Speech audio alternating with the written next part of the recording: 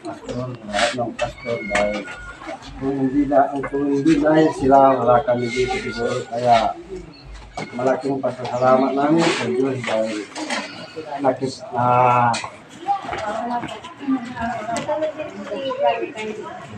Madami din po kong kasalanan. Nung nahayaya ko ng Sister Arsen